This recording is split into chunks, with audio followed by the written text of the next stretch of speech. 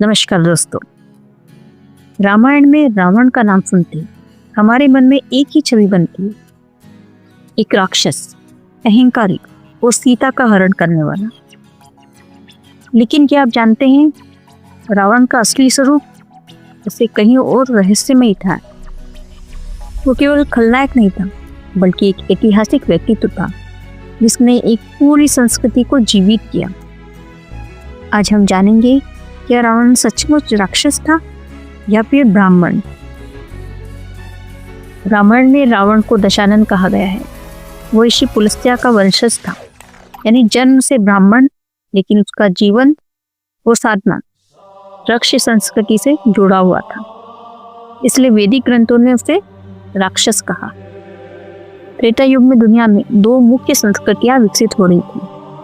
वैदिक संस्कृति, जो कि नदियों के किनारे मैदानी इलाकों में विकसित थी। ये लोग कृषि, पशुपालन और यज्ञों पर आधारित जीवन जीते थे। इंद्र और विष्णु इनके प्रमुख नायक थे। इनका विज्ञान था यज्ञ विद्या, यानी ब्रह्म विद्या।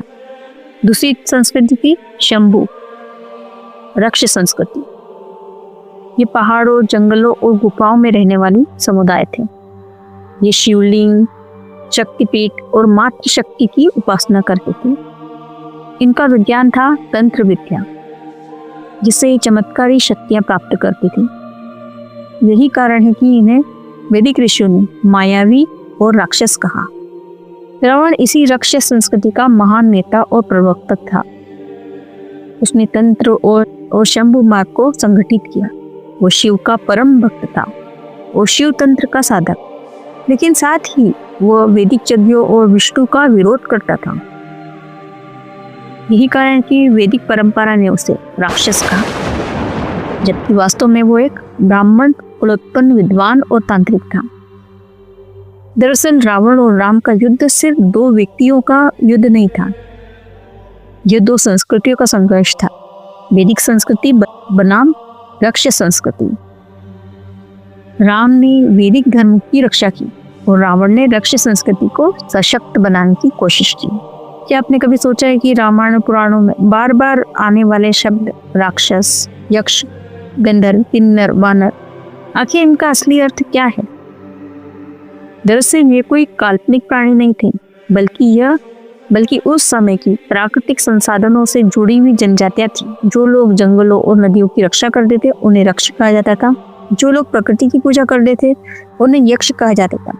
इसी प्रकार गंधर्व, किन्नर, वानर ये अलग अलग जनजातियां समुदाय थे।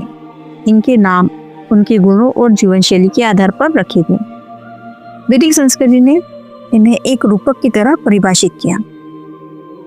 अब बात आती है ब्रह्मा की वरदान की। कहा जाता है कि राक्षसों को ब्रह्मा से वरदान मिले थे, लेकिन यह एक प्रतीकात्मक कथन है। यहाँ ब्रह्मा का अर्थ कोई व्यक्ति नहीं, बल्कि प्रकृति की सृजन शक्ति है। क्योंकि राक्षसों के इष्ट ब्रह्मा या विष्णु नहीं थे, इसलिए वे कभी उन देवताओं को प्रसन्न करने के लिए तपस्या नहीं कर सकते थे। उनकी साधना का मार्ग अलग था। वे शिव, शक्तिपीठ और तांत्रिक मार्ग से जुड़े थे। यही कारण है कि वैदिक परंपरा ने उन्हें एक शत्रु माना, क्योंकि वे वैदिक ऋषियों और आर्यों के लिए चुनौती थे और अक्सर उनके यज्ञ और तप को बाधित भी करते थे। क्या वो रावण, जो इन्हीं राक्षसों का अधिनायक था, सिर्फ खलनायक था या फिर एक अलग संस्कृति का प्रतिनिधि और प्रवर्तक? रावण वेदों का ज्ञाता जरूर था, पर वेद मार्ग का आचरण करने वाला नहीं। उसने ज्ञान का उपयोग अपनी राक्षस संस्कृति को बल देने और वैदिक संस्कृति से टकराने के लिए किया। यही कारण है कि उसके व्यक्तित्व में एक तरफ महान पंडित, शिव भक्त और संगीतज्ञ दिखाई देता है, तो दूसरी तरफ ऋषियों का शत्रु, अहंकारी और विध्वंसक भी। दोस्तों, अगर आपको ये वीडियो अच्छा लगा तो लाइक जरूर करें, अपने विचार कमेंट में लिखें और ऐसे ही और आध्यात्मिक रहस्यमय वीडियो देखने के लिए सब्सक्राइब करना ना भूलें। साथ ही बेल आइकॉन दबाएं ताकि हमारी हर नई वीडियो की सूचना सबसे पहले आपको मिले। जय श्री राम, हैप्पी दशहरा।